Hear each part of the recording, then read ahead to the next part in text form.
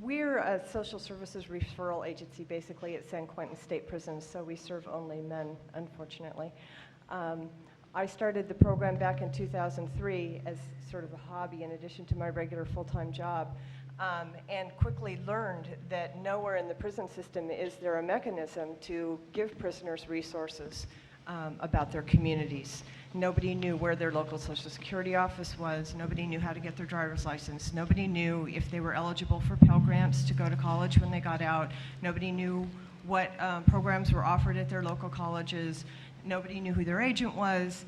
It was appalling, to say the least. And to the best of my knowledge, my program is the only one in the state prison system that exists solely to provide those services. I know that there are many, many unsung heroes out there in the prison system, teachers, counselors, vocational instructors, even correctional officers who try to help individuals as they come to them, but there is no concerted effort to try to hook those people up with social services before they get out so that they have a parole plan that they can implement when they get out. I just want to say a couple of other things. San Quentin is the most blessed prison in the state because it has people like you who live nearby and are interested in the plight of prisoners and parolees in their area. But the other 32 prisons are very, very far from this type of situation. And I truly believe that money put into the hands of the Department of Corrections is money misspent.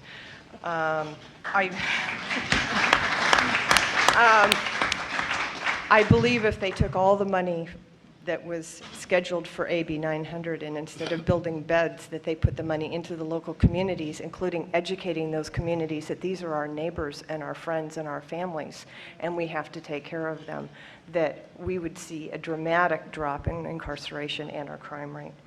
And I will pass it off to our next panelist. Okay, Karen Brown. Okay, excuse me, I hope you can hear me. My name is Karen Brown, and presently I'm the director for the new Day Reporting Center for CDCR, which will be opening up October 1st. Northern California has been, Service League has been working in San Francisco for quite a long time. We run the Children's Waiting Room, we have Awakening New Futures, we have the Parolee Employment Program, Cameo House, which is for women who are coming out of prison and incarceration with their children. We do pre-release at 850 Bryant. We also facilitate the PAC meetings for CDCR. Let's see, the new Day Reporting Center is really going to be, I hope, something special as far as getting a continuum of treatment.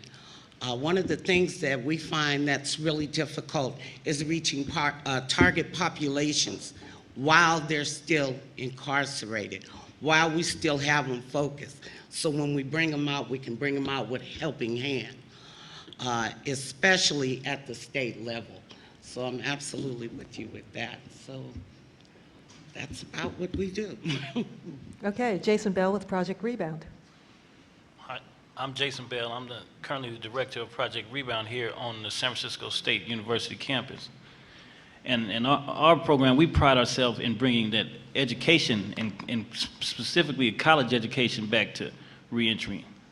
Because for decades now, that has been pretty much eliminated. I mean, anything past a GED, you better not even ask as far as the Department of Corrections has been concerned. And in essence, things have changed. I mean, there was a time, you know, as far as like, even in my parents' era, where you could go to work and eventually become a homeowner in the Bay Area. But with cultural and social evolution, things have changed. You got to have some of this positive paperwork generally behind you. And I guess they pretty much think that, or just a lot of people have made assumptions that we don't want that, and that's not true. We have a campus full of people here that are disproving that every day. And with Rebound, what we're doing is we're doing college assessments from the institution. We get tons of mail from every correctional institution in California and some out of state. well, I hate to say, and there's nothing we can do for them, but I mean, we'll still answer every piece and do college assessments through the mail and let them know what we offer here, and work on getting that, getting their paperwork completed and everything before they're even released. And the cold part about it is, with institutions, there's so much that, and I mean, being in an institution, you're pretty much stagnated. And while you're doing that time, the world is still continuing to change. And so without this education, people are being left behind. I mean, you can't compete, really. And so that's what kind of Rebound prides itself on doing. And that's pretty much the end of that. Okay, thank you.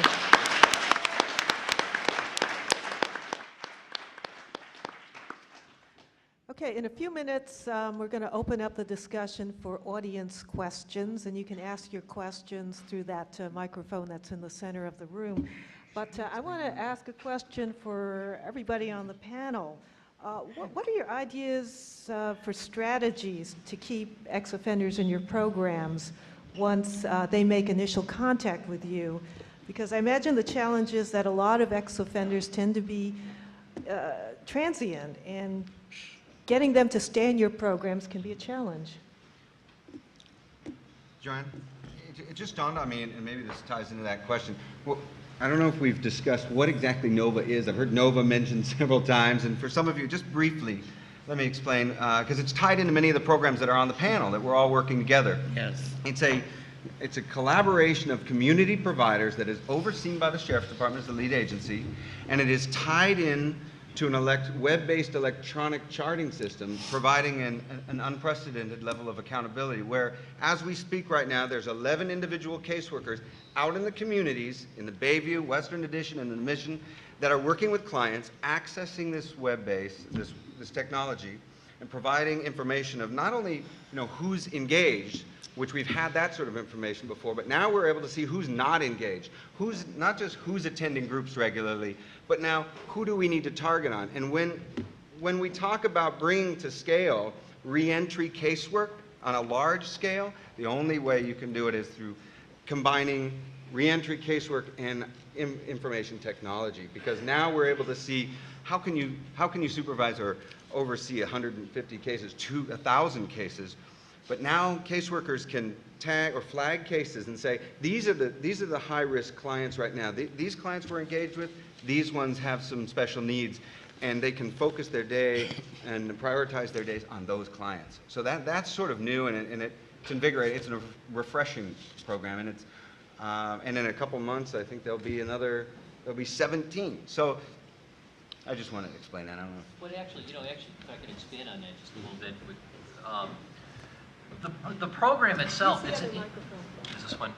The program itself, I think it's an integrated model. I mean, it's ideal. It's where we should be going with reentry services. It's centralized, but it's decentralized. You have a network of community-based resources, clients being tracked.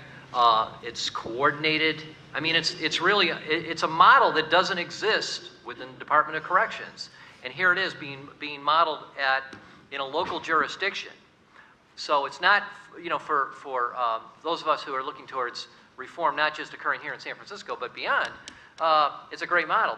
But it would be great to bring it to scale. And it would be a great model for what Ross Mercarimi was talking about today as I think it was called his division or department of reentry. It could be it's a wonderful model for that. And it's only in its infancy right now.